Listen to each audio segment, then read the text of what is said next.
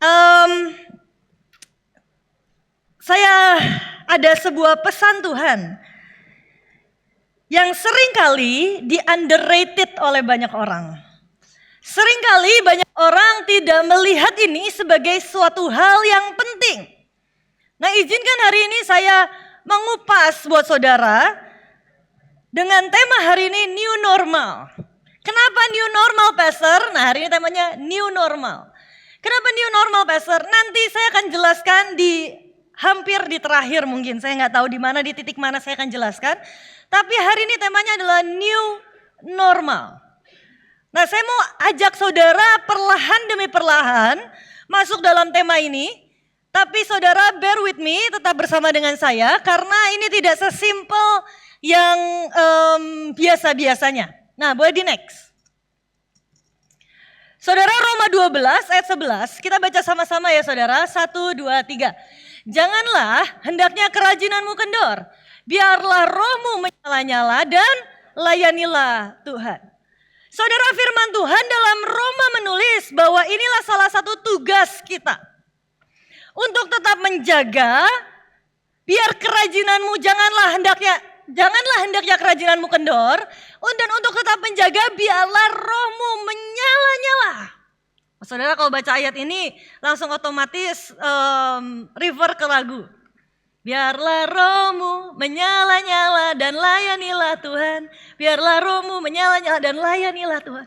Saudara, masalahnya adalah tidak sesimpel itu untuk kita bisa menjaga roh kita tetap menyala-nyala.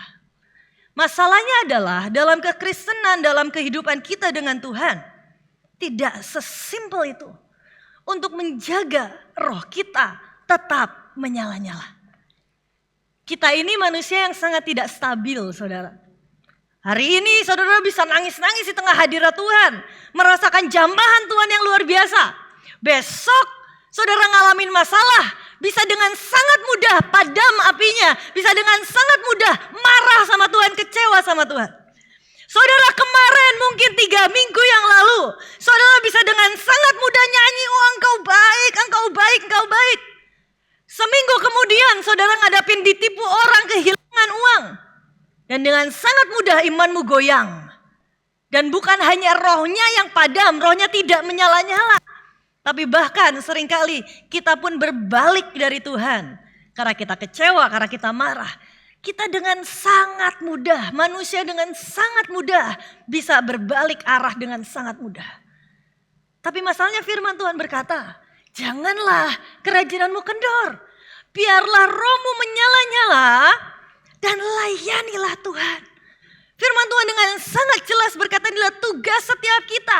Untuk menjaga hati kita, untuk menjaga roh kita, untuk tetap selalu menyala-nyala. Hari ini saudara, coba lihat ke diri kita masing-masing. Apakah hari ini engkau sedang ada dalam posisi rohmu sedang menyala-nyala? Atau engkau sedang berkata, ya sebenarnya udah agak padam sih. Saudara, banyak orang bilang kalau saya tanya siapa yang mencintai Tuhan. Maka semua orang katakan aku mencintai Tuhan. Yes, kita mencintai Tuhan. Tapi saya tanya lagi sama saudara. Siapa yang sedang jatuh cinta dengan Tuhan? Mungkin gak semua orang akan berkata aku sedang jatuh cinta dengan Tuhan. Who is in love with God? Mungkin semua orang berkata I love Jesus, I love Jesus, I love Jesus. Tapi sekarang pertanyaannya lah, sekarang who fell in love? Siapa yang sekarang sedang jatuh cinta dengan Tuhan? Mungkin gak banyak yang akan berkata aku sedang jatuh cinta dengan Tuhan. Saudara, salah satu indikator dari rohmu menyala-nyala adalah saat engkau hatimu tetap dalam posisi engkau terus jatuh cinta dengan Tuhan. Bukan hanya engkau mencintai Tuhan, tapi engkau terus-terusan jatuh cinta lagi dengan Tuhan, jatuh cinta lagi dengan Tuhan.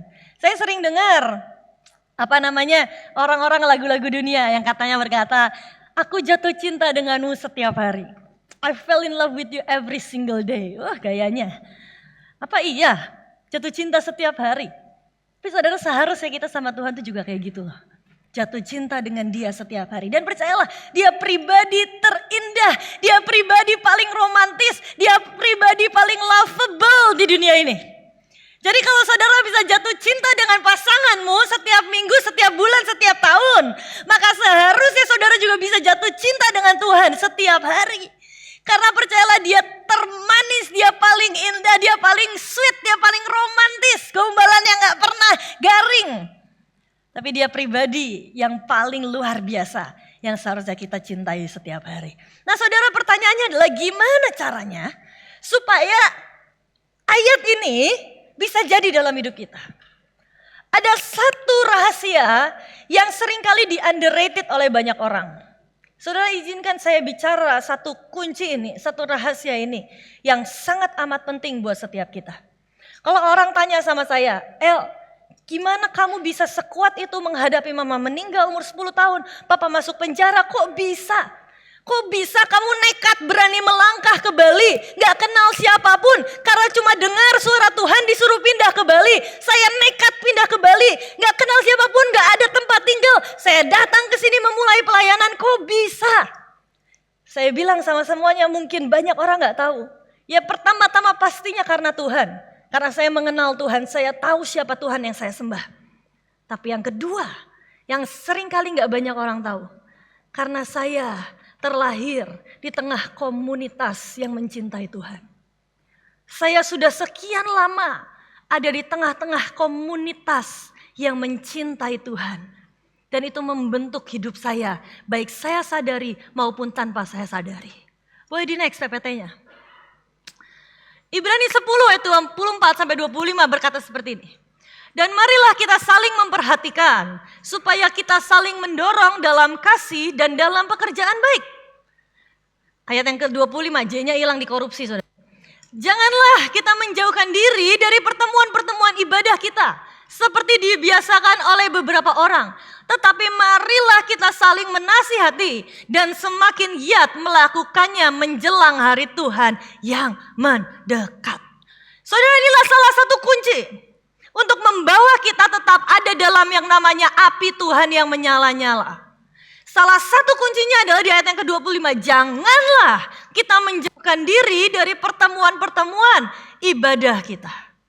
Saudara gak bisa bohong, ternyata yang namanya ke komunitas, ternyata yang namanya sebuah lingkungan, itu sangat mempengaruhi dan mewarnai hidupmu begitu rupa. Saudara, firman Tuhan dengan sangat jelas berkata, pergaulan yang buruk merusak kebiasaan yang baik. Yes, betul. Tapi pergaulan yang baik, pergaulan yang benar akan membawamu masuk dalam level yang kau tidak akan bisa capai sendirian. Boleh di next. Pergaulan yang buruk merusak kebiasaan yang baik. Tapi pergaulan yang baik membawa kita mencapai level yang kita tidak bisa capai sendirian. Kuncinya di mana? Lingkupi dirimu, taruh dirimu di tengah orang-orang yang mencintai Tuhan. Maka engkau akan juga terbawa untuk mencintai Tuhan. Nah saudara, saya kasih contoh ya saudara.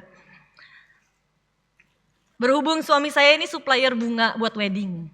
Jadi saya gampang minta bunga saudara. Tadi malam, tadi sore saya bilang mendadak, sayang aku minta bunga buat peragaan khotbah besok. Saya bilang gitu. Oke siap katanya gitu, langsung dibawain. Sayang dibawainya ini, harusnya yang tulip, yang cantik-cantik, yang keren-keren saudara. Tapi dibawainya ini gak apa-apa. Saudara, dua bunga ini, satu warnanya biru, satu warnanya putih. Tapi tahu gak saudara, kedua bunga ini, dua-duanya aslinya warnanya putih. Bunga biru ini sebenarnya aslinya warnanya putih. Apa yang membedakan? Yang ini dicelup di air yang biasa, air bening, air putih biasa. Nah ada satu tips nih saudara buat saudara yang suka bunga. Katanya, kata suami saya, bunga itu biar cek 1, 2, 3 cek. Bunga itu kalau saudara mau awet ditaruhnya di air Sprite ya kok ya. Di air gula atau air Sprite katanya. Nah, kalau saudara mau nanam bunga, mau taruh bunga di vas yang biar awet, taruh di air Sprite. Saudara, satu bunga ini ditaruh di air biasa. Tapi bunga yang ini ditaruh di air yang berwarna biru. Dengan pewarna bunga yang warnanya biru. Cepat atau lambat, tiba-tiba bunga ini warnanya jadi warna biru. Bunganya sama, tapi ditaruh di lingkungan yang berbeda. Saudara tahu gak sih? Kayak gitu juga hidup kita. Hidup kita ini seperti bunga putih polos. Makanya firman Tuhan berkata dengan sangat jelas, ingat ya, concern dengan pergaulanmu, concernlah dengan lingkunganmu, dengan komunitasmu. Karena apa yang menjadi warna komunitasmu, cepat atau lambat itu akan mewarnai hidupmu. Jangan sampai kita salah komunitas, jangan sampai kita salah pergaulan yang akhirnya membuat warna hidup kita jadi jelek. Jadi hidup yang salah karena pergaulan kita buruk. Satu warnanya putih, satu warnanya biru. Cuma membedakan dicelup di vas, di air yang berwarna biru. Saudara, saat hidup kita di tengah komunitas orang-orang yang mencintai Tuhan. Maka saya mau bilang, cepat atau lambat, kau akan melihat Tuhan dengan cara yang berbeda. Cepat atau lambat, kau akan melihat Tuhan dengan sudut pandang yang berbeda. Banyak orang tanya sama saya, kok kamu bisa sih hidup sampai sekarang dengan kuat, tetap on fire, selalu on fire. Ada kalanya saya juga lemah kok. Ada kalanya saya down. Ada kalanya saya kehilangan kekuatan saya seperti kehilangan api. Ada kalanya saya down dan seperti kehilangan kekuatan saya. Tapi saya bersyukur saya ada di tengah-tengah komunitas orang-orang yang mencintai Tuhan. Saudara, saya mau cerita satu hari.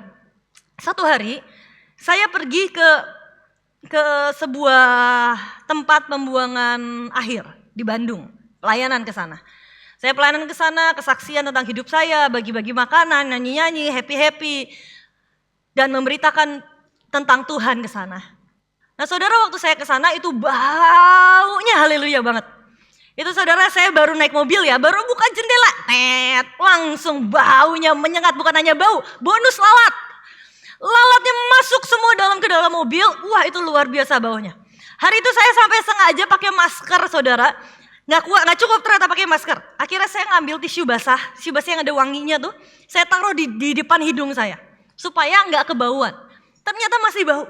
Yang mengejutkan saya adalah begitu saya turun dari mobil, saya ketemu dengan anak-anak yang tinggal di tempat pembuangan akhir, tempat pembuangan sampah. Mereka tinggal di sana. Pagi, siang, sore, malam mereka ada di sana. Kita bagiin roti buat mereka. Yang aneh adalah kita semua yang datang pakai masker, sebisa mungkin menutup hidung, sebisa mungkin memfilter hidung. Tapi mereka kayak gak ada apa-apa, saudara. Kayak biasa aja. Nyantai hidup, wah ketawa-ketawa, senang-senang, gak kebauan sama sekali. Hidungnya sama loh, saudara. Hidung mereka juga bolongannya 2. Hidung saya juga bolongannya 2. Tapi mereka gak kebauan sama sekali. Mereka ngerasa itu hal yang sangat biasa. Mereka sudah beradaptasi dengan itu karena setiap hari mereka tinggal di sana. Yang lebih parahnya lagi adalah apa yang terjadi saat kita bagikan roti. Mereka buka roti itu. Detik mereka buka roti itu roti dilalerin semuanya. Jadi bukan makan roti pakai laler, tapi makan laler pakai roti. Tapi apa yang terjadi? Mereka nyantai. Makan aja kayak biasa, kayak gak ada apa-apa. Saudara bayangin, saya gak tahu ada berapa laler di perut mereka, saya gak tahu. Seumur hidup mereka. Tapi saudara, ini salah satu contoh yang namanya new normal. Saudara, kita ini manusia yang sangat mudah beradaptasi. Kita ini ciptaan Tuhan yang sangat mudah beradaptasi.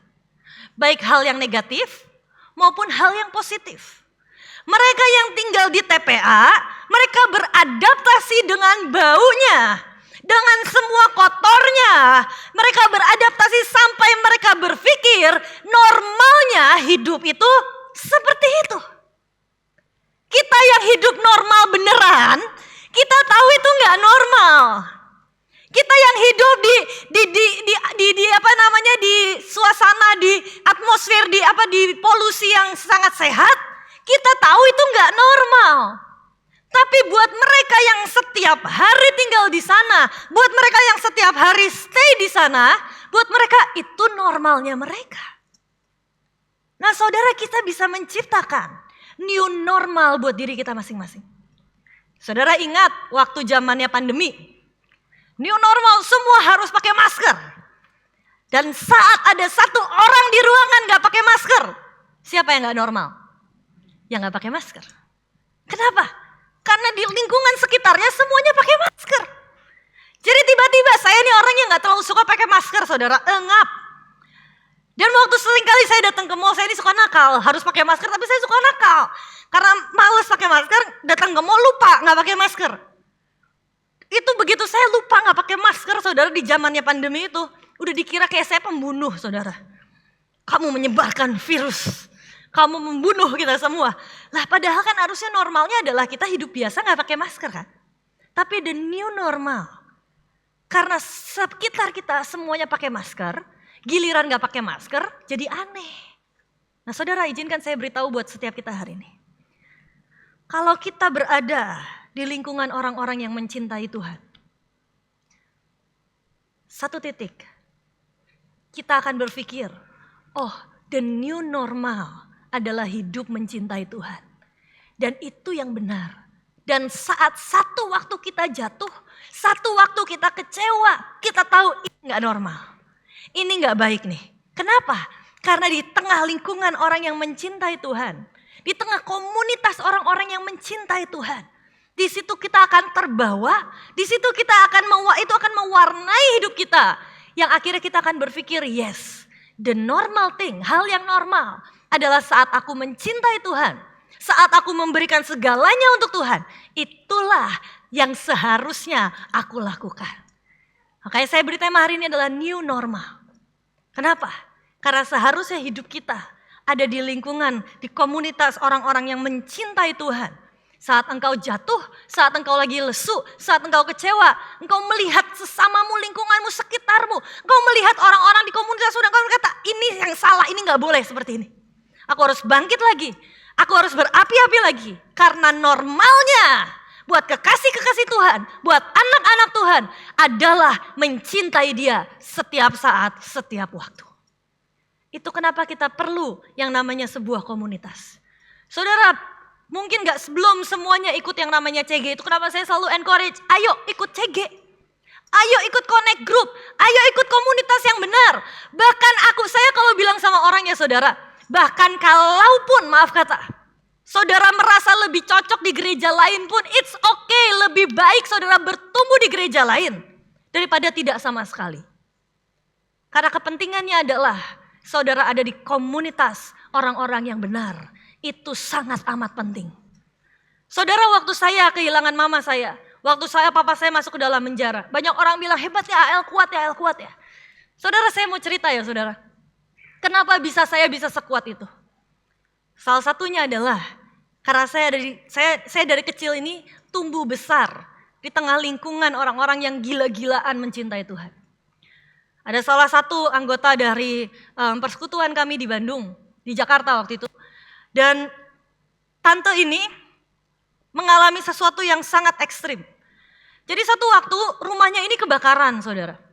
Satu waktu rumahnya ini kebakaran, dan saat rumahnya ini kebakaran, anaknya laki-laki satu-satunya ikut terbakar hidup-hidup di dalam rumah itu.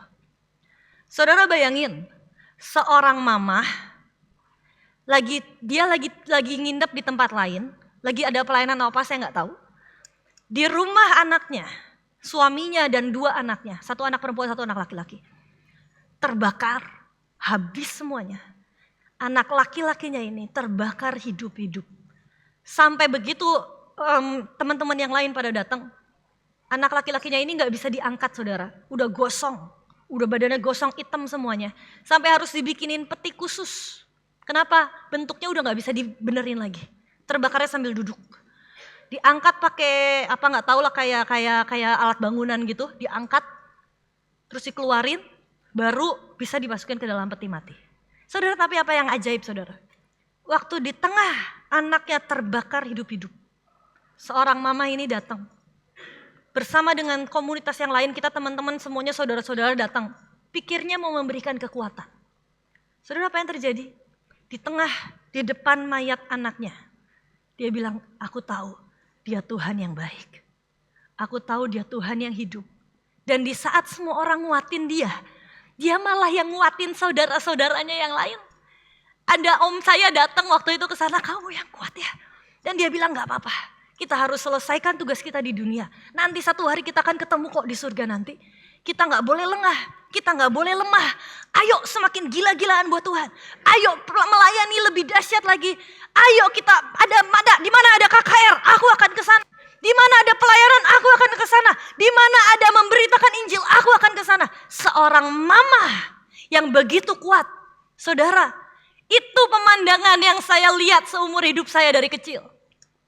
Jadi waktu saya kehilangan mama saya, waktu papa saya masuk penjara, saudara, di otak saya, hal yang normal adalah kalaupun aku merasakan hal yang gak enak, aku harus tetap mencintai Tuhan.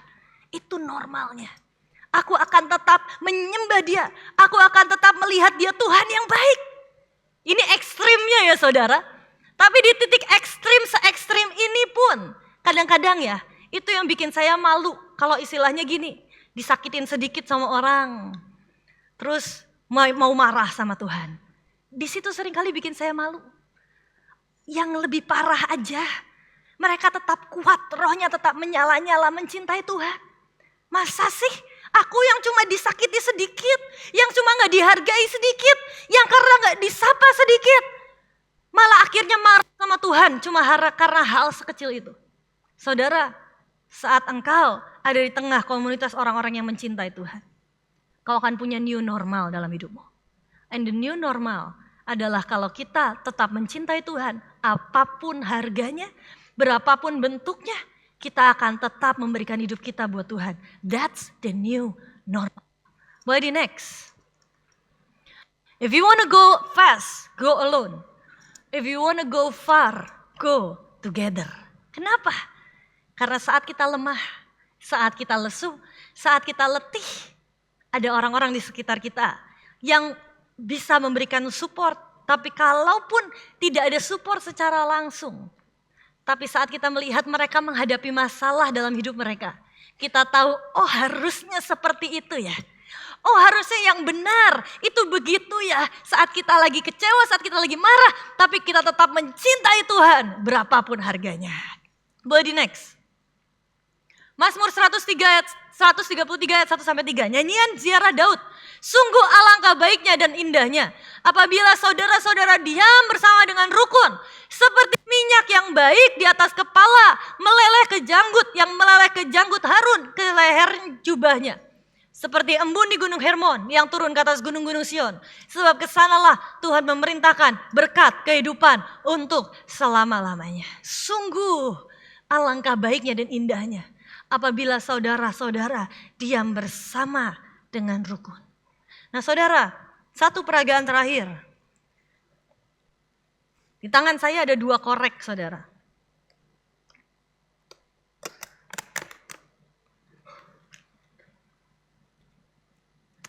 Ada 2 korek api. Anggaplah ini hidup kita. Ini hidup saya, ini hidup saudara, hidup masing-masing kita. Firman-Nya berkata, hendaklah rohmu menyala-nyala. Jadi Tuhan mau setiap kita itu menyala. Kayak korek ini. Tuhan mau setiap kita ini, hidup kita ini menyala kayak korek ini. Kelihatan gak ya nyala? Kelihatan kan? Nyala kan? Nah ini nyala. Tuhan mau hidup kita ini menyala-nyala. Tapi gak bisa dipungkiri seringkali dalam hidup ini ada banyak hal yang terjadi yang membuat kita jadi letih. Ini sama seperti korek ini misalnya ya. Korek ini baru diputusin pacar. Habis diputusin pacar, proyek yang harusnya bisa dapet, ditikung orang lain, jadi nggak dapet proyeknya. Habis udah kayak gitu, terus apa lagi ya? Terus ditipu orang pula. Udah istilahnya udah jatuh ketiban tangga. Udah ditipu orang, tiba-tiba kakaknya atau siapanya dipanggil Tuhan pulang. Wah marah sama Tuhan. Kenapa Tuhan izinkan ini terjadi? Kenapa Tuhan izinkan ini terjadi? Tanpa dia sadari, dia seperti terendam di dalam air. Dan korek ini terendam di dalam air. Semoga berhasil peragaannya. Korek tolong bantu saya, jangan mempermalukan saya. Dia kerendam di dalam air. Dan setelah dia kerendam di dalam air, apa yang terjadi? Dia gak bisa nyala.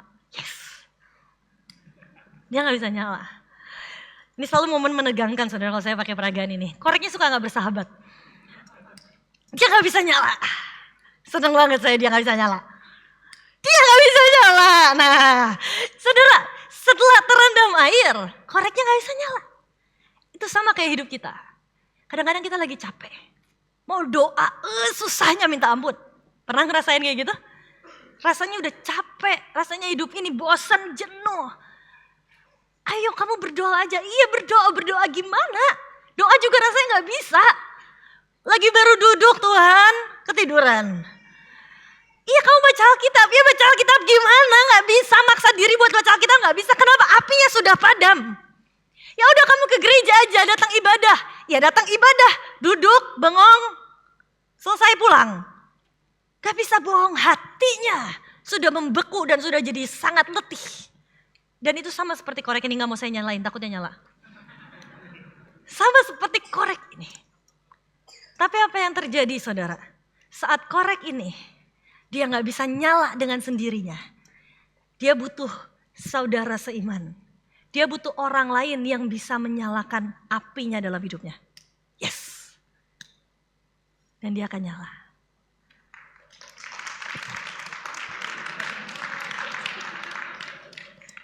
Magic. Saudara, saat korek ini gak bisa nyala dengan sendirinya. Dia butuh orang lain. Sekali lagi ya.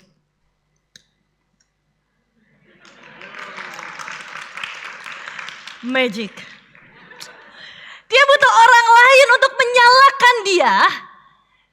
Dan dia bisa nyala lagi. Kadang-kadang kita butuh orang lain, kita butuh komunitas, kita butuh orang yang juga mencintai Tuhan. Untuk berkata, yuk kita bangkit lagi. Dinyalakan apinya sekali lagi. Itulah peran komunitas sangat amat penting. Tapi bear in your mind, ingat baik-baik bahwa korek ini juga gak akan bisa nyala kalau dia gak ngapa-ngapain. Dia juga gak bisa nyala kalau cuma ditodong doang sama saudaranya, gak bisa nyala. Harus ada usahanya juga untuk berkata aku mau buat bangkit lagi. Aku mau buat menyala lagi. Aku mau untuk mencintai Tuhan lagi. Tolong aku yuk, bantu aku untuk mencintai Tuhan lagi. Dan disitulah peran komunitas untuk menyalakan lagi setiap kita. Sampai dia kering nih, udah beres nih, udah kering nih. Udah bisa nyala sendiri lagi lah. Ketekin dulu biar kering. Nah, dia nyala lagi sendiri. Seringkali di titik lembah terdalam dari hidup kita, kita butuh komunitas.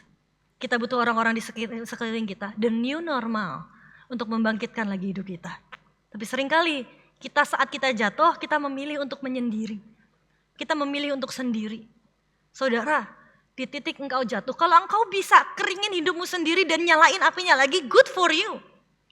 Tapi seringkali kita gak bisa. Kita butuh orang lain, kita butuh saudara kita buat nyalain api kita sekali lagi. Tapi itu pun harus ada usaha dari kita untuk mau menyala lagi. Harus ada usaha dari kita untuk mau berapi-api lagi buat Tuhan. Saudara, hari ini adakah orang-orang di sekelilingmu yang mencintai Tuhan? Kalau belum, ini saat yang tepat untuk saudara cari orang-orang yang mencintai Tuhan. Taruh hidupmu di tengah-tengah situ. Taruh hidupmu di tengah-tengah orang-orang yang mencintai Tuhan. Maka engkau akan punya sebuah new normal dalam hidupmu. Normal yang baru adalah mencintai Tuhan. Normal yang baru adalah hidup tanpa kecewa, tanpa curiga sama Tuhan. Hidup tanpa memikirkan, oh jangan-jangan Tuhan ini lagi ngerancangin yang jelek ya buat aku ya. Hidup dengan sepenuh iman, dengan sepenuh kepercayaan bahwa Dia adalah Tuhan yang baik. Saya kasih cerita saudara. Waktu satu hari, saya lagi kecewa, saya lagi marah sama Tuhan. Di tengah saya marah, saya ada sebuah kerugian lah. Kehilangan uang sekian, gak kehilangan sih tapi kerugian uang sekian lah. Dan akhirnya saya jujur di hati saya gak berani marah sama Tuhan. Tapi saya jujur, Tuhan aku tuh kesel sama kamu. Di tengah mobil saudara saya marah-marah sama Tuhan. Tuhan aku tuh kesel sama kamu. Maaf ya Tuhan, aku mungkin gak kurang ajar aku bilang gitu. Tapi jujur aku kesel. Kenapa kok ini kau biarin aku kerugian sekian, engkau biarin Tuhan. Tapi saudara, saat saya hari itu di tengah ibadah waktu itu di persekutuan, di hari Senin saya ibadah. Hari itu yang WL adalah Jenny, salah satu teman saya. Yang WL dia nyanyi dan dia nyanyi, apa ya waktu itu ya? Nyanyi lagu apa ya? Sebentar saya lupa. Pokoknya tentang terima kasih Tuhan lah. Tentang kayak yang itulah, engkau baik, apalah saya juga lupa lagunya banyak banget lagu terima kasih Tuhan, lagu engkau baik itu ada banyak banget. Dia nyanyiin lagu itu. Dan dia nyanyi, oh ini, ku mau selalu bersyukur, selalu bersyukur. Dia nyanyiin itu sambil nangis. Saudara, saya yang hari itu lagi kesel sama Tuhan, lagi bete sama Tuhan. Mendengar dia nyanyi seperti itu. Di tengah saya tahu dia lagi struggling untuk bisa bayar kontrakan. Di tengah saya tahu dia pindah dari Bandung ke Bali. Meninggalkan pekerjaannya di BCA yang gajinya cukup besar. Pindah ke Bali tanpa pekerjaan apapun. Dan di sini untuk melayani Tuhan, memberikan hidupnya buat Tuhan. Dan dia struggling untuk bayar kontrakan aja dia struggling. Dia benar-benar gak ada duit buat bayar kontrakan. Tapi di tengah itu dia tetap nyanyi, ku mau selalu bersyukur, selalu bersyukur. Itu jadi sebuah new normal buat saya. Mungkin gak secara langsung dia ngotbahin saya. Mungkin gak secara langsung dia say, El kamu harus Stefani, kamu harus kuat, no.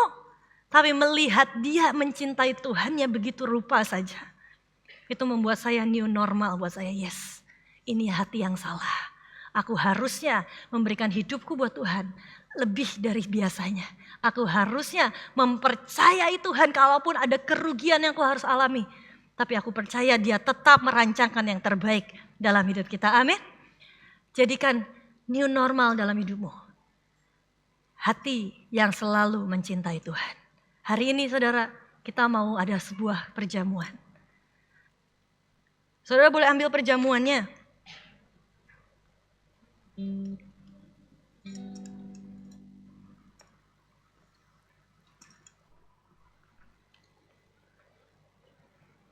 Kami memuji kebesaran-Mu ya.